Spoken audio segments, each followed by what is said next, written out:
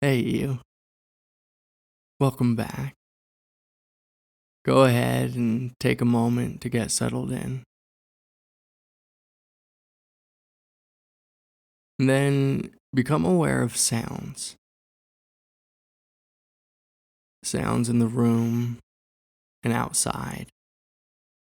Loud sounds, soft sounds. Just open your mind entirely to sounds.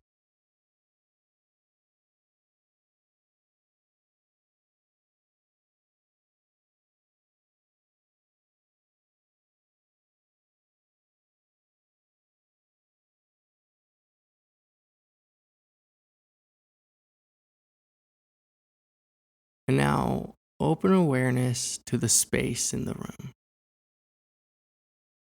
to the space in front of you and behind you, space to each of your sides.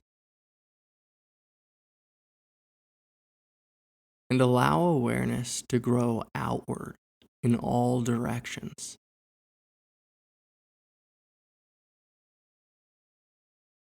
Go until you realize there is no boundary, allowing your mind to become vast and open.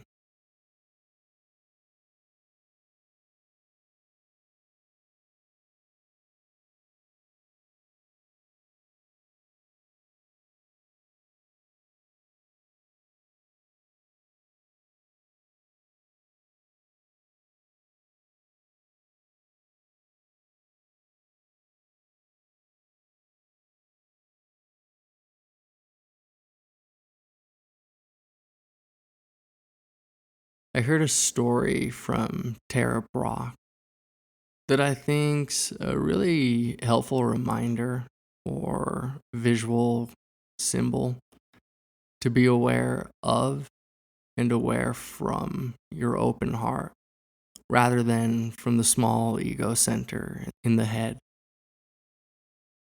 I guess one of her teachers was asked by a student the great philosophical question, who am I?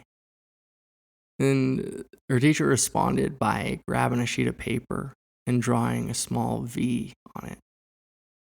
Then he asked the students what they saw. Most of them said a bird, a flying bird. No, he replied. It's a picture of the sky with a bird flying through it. I love this because it really points to the power of attention and how it shapes our entire experience. William James captured this when he said, "My experience is what I agree to attend to." Focusing on the bird is like paying attention to what's most obvious in our minds, the content. When you shift attention, though, to see the sky, you open to that greater space which is holding the contents of consciousness. That formless, open, alive, and awake space in which everything is appearing, happening, and being known, and which is always present and unchanged. Awareness is. We're usually just not conscious of its presence because we haven't trained our minds to become aware of that which has no shape or form or color. So, just as you've been practicing bringing into the field of attention the contents of awareness, I invite you to continue opening to and investigating awareness itself, turning mindfulness toward the unseen, toward the open and unformed dimension of experience. So go ahead and once again open awareness to sounds. And remember, there's no need to lean into sounds. They arise and are known all on their own. There's nothing for you to do but sit back and receive them.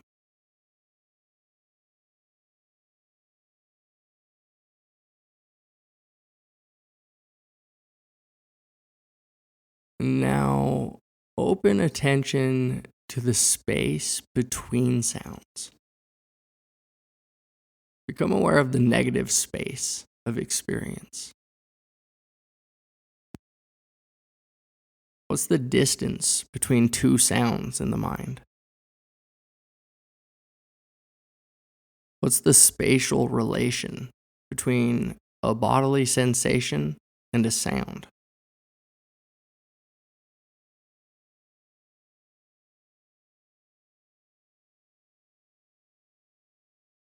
Look directly at your own mind.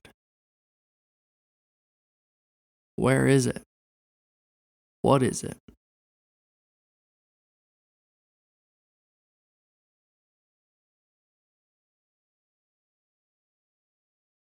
Look directly at your own mind. Notice that it is, but it's nowhere to be found.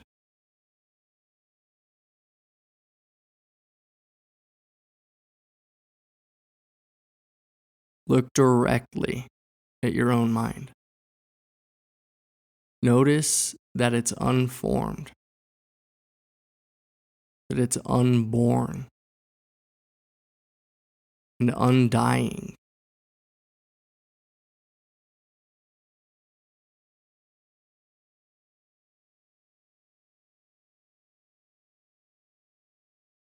As I'm sure you know, it's easy for us to become attached to our bodies, to identify ourselves with them. We look in the mirror and see our faces and our bodies and say, there I am. Right now, though, I invite you to consider whether your body is only the bird in the foreground. Consider what you may be missing when you collapse awareness in this way.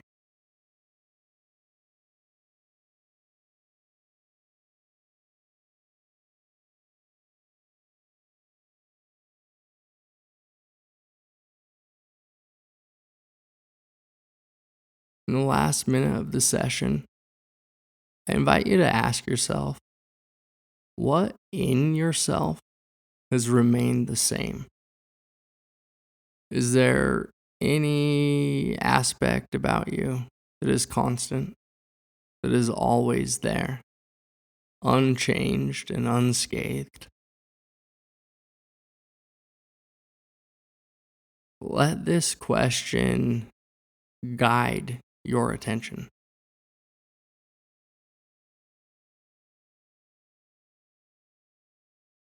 Can you sense this thing that's always been there in the background? Been there in the depths of you? Something that makes you feel connected to everyone and everything.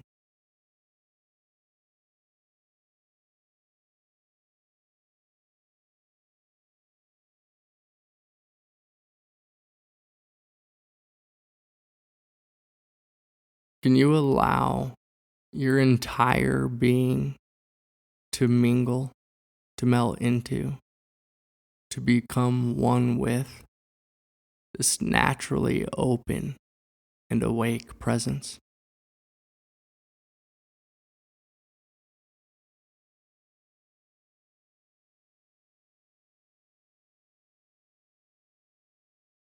Well, thank you again for practicing. As you go about your day today, try to take a few brief moments to pause and open attention to awareness itself.